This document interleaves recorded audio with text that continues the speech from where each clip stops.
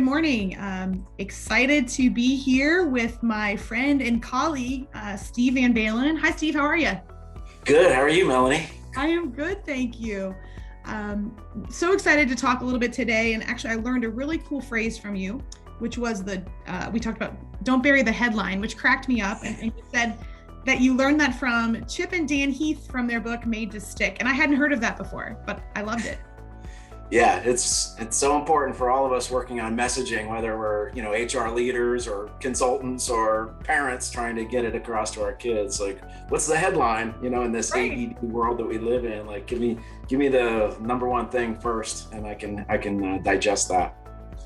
I love it. Well, our headline, and for you and I, we like to talk about culture, right? So the headline for today would be, how can we approach culture with fresh lenses, right? Given all the changes that are going on in the world today. And I'm excited to have you with us here. I wanted to give a little bit of your background. You mind if I give a little bio? Sure, go ahead. Awesome. So Steve is the CEO and founder of Culturology, which, Steve, I think I've told you this before. I love your company name. That's how I first sought you out. Do you remember that? Yes, I do. One of the good moves I made in the beginning to come up with the name. I love it. Well, I think I said something like, okay, you have an amazing company name. We need to talk more. So your company is a consulting firm that shapes innovative, agile, and energized cultures as a competitive advantage. You're producing insights and directions for companies that unleash the potential of their culture. And you're consulting around strategy, ground level tactics, and also amazing training solutions that can be a positive catalyst for change, which I think is so important. You're innovating as change makers, and you drive brand experience, which is great. And you're enabling high performance accountability to attract and retain talent, which we know in today's world is so needed. And I'm thrilled that you're someone who says, engagement makes all the difference. So excited to learn from you today and kind of talk about a few things. Well, thank you. Thanks for having me. I appreciate it. Of course. So tell me a little bit, most people have kind of an initiating event or an inflection point where you realize that culture mattered.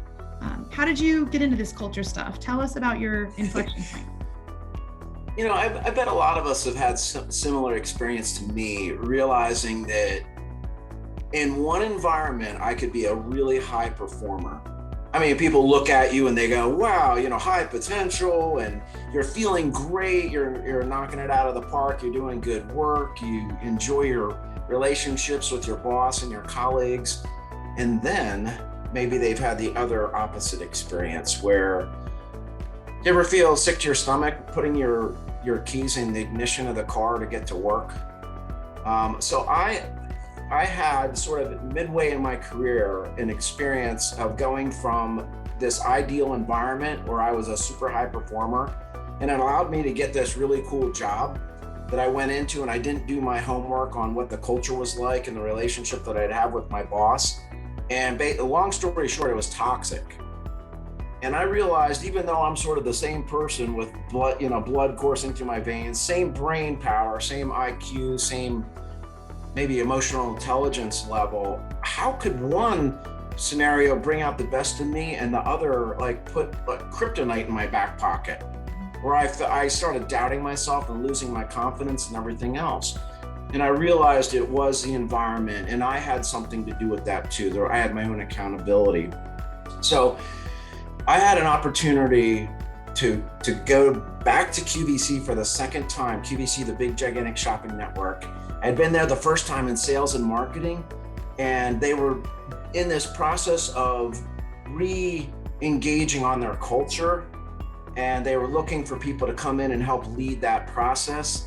And right when I was sort of at my lowest point in this toxic environment, I saw the ad and I applied, and I had an opportunity to come back kind of with this new insight and knowledge about what culture really meant to me personally, and then to be part of this amazing process to shape a winning culture at QVC as a competitive advantage. And I don't know if Melanie, if I hadn't had the contrast of what a great culture is and what a toxic culture is, to be able to be as informed coming into it and not naive about how impactful this is, both from a performance standpoint and like how you feel about yourself as a human being. Like that really got my attention. So that, I would say, that's my inflection point and then I had the opportunity, I was blessed with the opportunity to come in and be able to share that knowledge with, a lot of people at QVC. We had 10,000 employees domestically, and be able to lead that process of shaping a culture. So that's a little bit of how I got into it. That's very cool. I'm sure everyone's probably heard of QVC, but cool to see that you were able to go back and have that moment. And not everybody gets to have that. So good, good that you get to have that impact. So thinking about, you've taken this now, you've started your consultancy, you had that great learning. What are you doing now to really try and shift workplace culture in a positive way forward? Well, I mean, one of the things that probably you've noticed and everyone has noticed with people being virtual, within the pandemic, is people feel really disconnected. They're doing some pretty good work, depending on what it is that you actually are able to deliver on. Some people's output is actually better, but the component that's really missing is collaboration and this idea of building relationships with people. We just feel disconnected on that because of the space, right? We're not seeing them eye to eye. So one of the things that I'm working with clients on specifically is near and dear to my heart, and it's about reconnecting emotionally with people. How do you do that even when you're virtually? And the idea is simply this, and this is another phrase I stole from somebody way smarter than me, was catching people doing things right and being able to share that with them. I was sort of having that philosophy of catching them doing something right and then being able to recognize that and giving them appreciation for it. Now, one of the things I've learned about myself, and I don't want to lump this on being a guy or being an introvert, which I am both of those things, right? Guys and introverts generally don't give appreciation really well. There's wonderful exceptions to that. And I think as we pick up the pace, everyone, regardless of who you are, is challenged to do it. And so I stepped back and I thought, well, how does somebody like me, who's an introvert, maybe fearful of not sounding genuine if I give appreciation to someone? The last thing I want to do is I want to sound phony or like I'm just giving them a Pollyanna. I want it to be real. I want it to make it stick. And so what I created a formula for how to catch people doing things right, and I call it the meaning maker narrative. In other words, can you tell the story to somebody in an easy format that tells them sort of what they did, how they did it, and then the third component, which is maybe the one that a lot of us leave off, especially if we're afraid, is why does it really matter? Why does it matter to me personally? So and I'll just show you sort of the format here to help people, but it really starts with the what. What did somebody do? So, did they sparked a new idea? So Melanie, I noticed that you sparked a new idea in the meeting. That's what you did. And you were the calm in the storm. You seem to be the one that sort of had the emotional intelligence and were able to like dig deep into your creativity. So I just shared with you the how. So you sparked an idea and then I just described how. And now I want to go to the why component, which brings it all home and hopefully makes it meaningful for people. Like you elevated everyone's creativity, and I noticed that we were really under a lot of stress, and it meant a lot to me to have somebody like you sort of relieve the pressure for the team. And I just want to thank you for that. So this is something that we can actually teach people. It's a rhythm to it. It's a story. It should feel natural. What did they do? How did they do it? And why is it important? And we can, I have examples of what this looks like, to sort of tee myself up and others up on what does that story sound like. But the more we can practice this, and this may kind of sound bizarre, but I needed to practice this because I realized over 10 years ago, I wasn't really great at this skill, right? And so I started looking for the person bagging my groceries in the grocery store. the waiter or waitress that does something extra for you at the table. You know, I noticed that you're really busy, and yet you kept coming and checking in with us, and you had a smile on your face every single time. Do you know how that makes my wife and I feel when we come here? We love coming here every Friday night. So thank you. See how it just boom, boom, boom? And so when you practice with random people, catching them doing things right, no matter where you are, it doesn't have to be business, then all of a sudden it becomes part of our repertoire, our narrative, our mindset that I've gotten a lot better at this, okay? I would say I don't want to say expert, I'm very good because I'm looking for it. And here's the other thing too, we're talking about culture. When you look at the other person's expression on their face, when you share this with them, first of all, they need to hear this so badly. We are in an appreciation drought. We are. And moms, especially working at home, managing kids, they need to understand how their calendars are so rock-packed tight. They need to be appreciated for how hard they're busting it. Everyone is, right? And if we just share that, so I like to say culture happens one conversation at a time. This is kind of the most high impact conversation you can have by catching people doing things right and sort of building that as a value or an expectation within your team. And wow, it's a difference maker. That's awesome. You know, and that plays right along into our, you know, culture conversations. That's what we're having here today, right? How we have those. So that's amazing.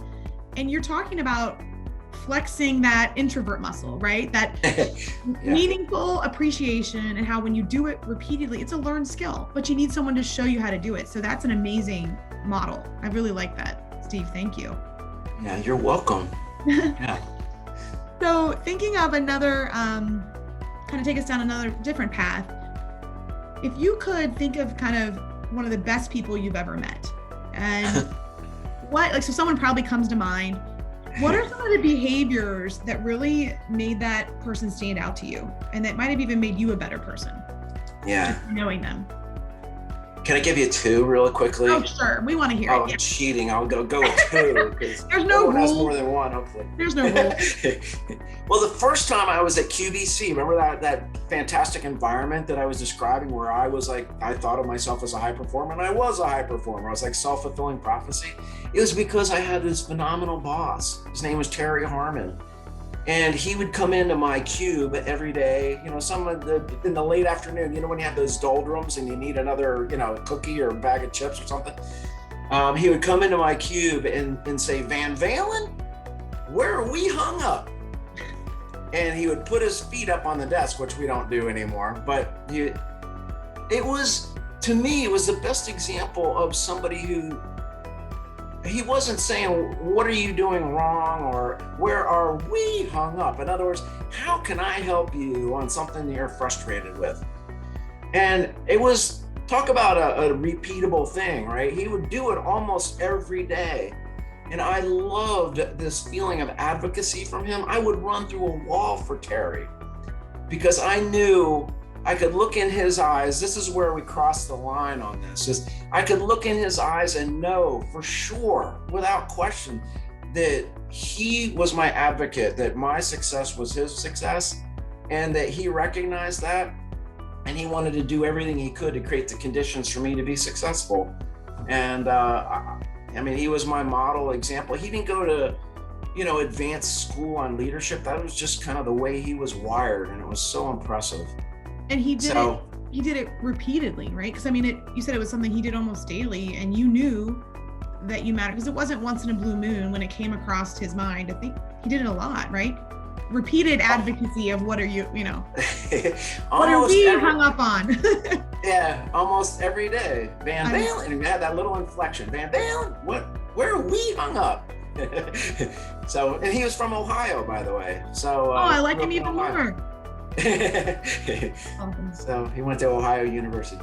Yeah, so the other person real quickly is Dr. Teresa Amabile from Harvard Business School. There's an impressive person with like incredible credentials. I mean, let's face it, Harvard Business School is one of the greatest brands out there in terms of leadership and everything that they've done. And she's the head of research, wrote this phenomenal book called The Progress Principle. And I was so blown away by it. I thought, I'm going to take a risk and reach out to her because I wanted to design a program around her research on engagement. And it was somehow she got back to me, right? And I remember scheduling that first phone call. I was so nervous. Like, who am I to talk to this, this brilliant person? And yet the example and reason she comes to mind is so down to earth, such coming from a place of abundance, wanting to let her incredible research go out into the marketplace, even through somebody like me leading a culture at QVC, and just being so open, I guess. And so I want to do that as a consultant with my other peers and people, just to realize that we have knowledge that can help people. And it's not about hierarchy or I'm better than you or anything like that. It's just, we want to change things one conversation at a time in the culture world. And I want to come at it from a place of abundance. And she was the ultimate example that surprised me so much.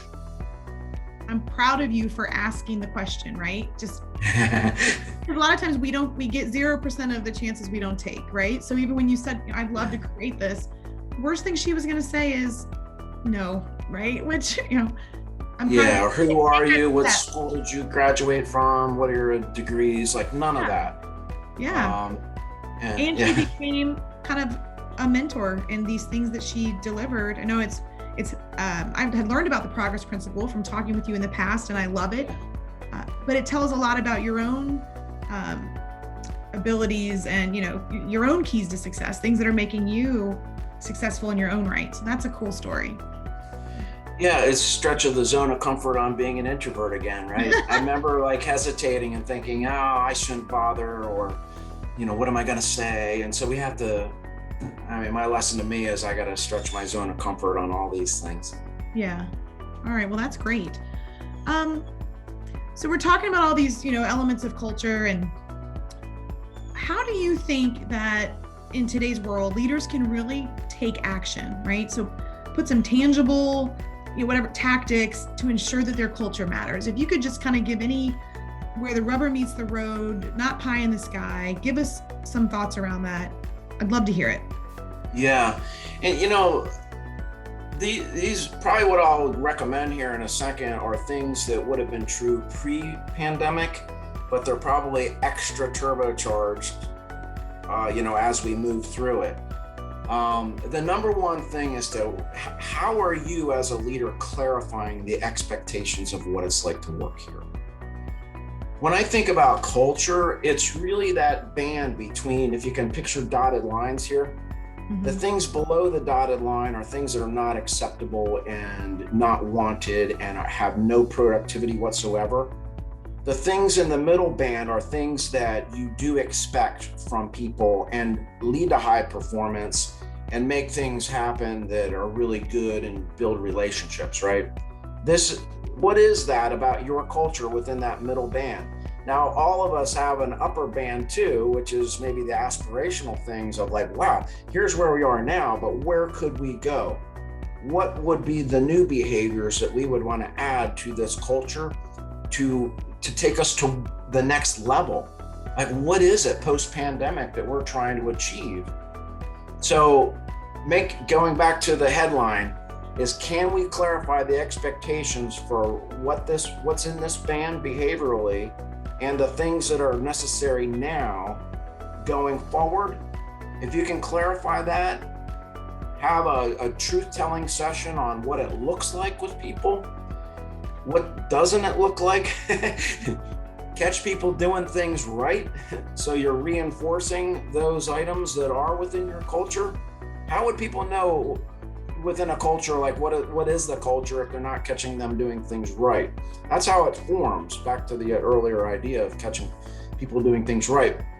And so once you've clarified that, and then it's a matter of sort of institutionalizing it or reinforcing it. So we have ideas on how to do that too. I love that. The power of habit, right? Making sure we make those things show up every day in our culture.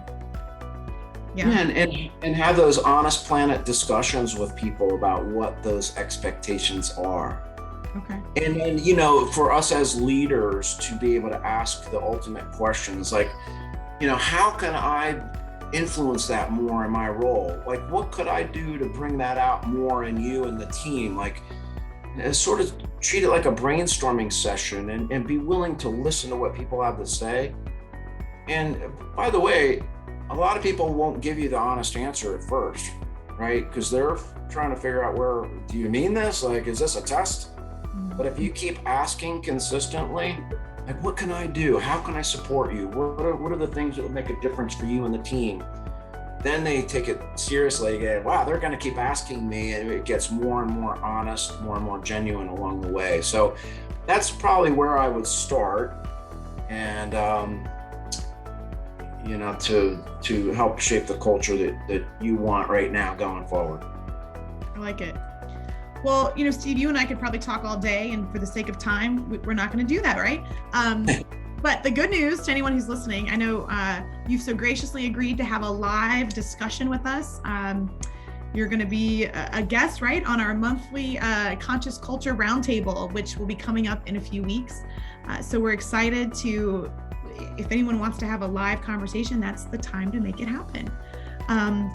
We'll be having some signups through Eventbrite, so people could check that out.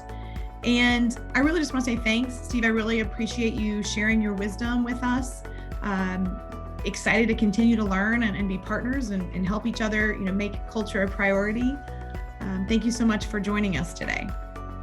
Yeah, my pleasure. And you know, it's so cool to be with somebody like you who believes in the same things and wants the right thing for your clients. And I always learn something from you. So I just, you know, thank you for what you're doing and for the opportunity to even share. I love having conversations with you anytime. Thank you so much. Well, excited to see all the great things we're going to keep doing. So, all right. Well, thanks and have a great day. All right. You too. Take care.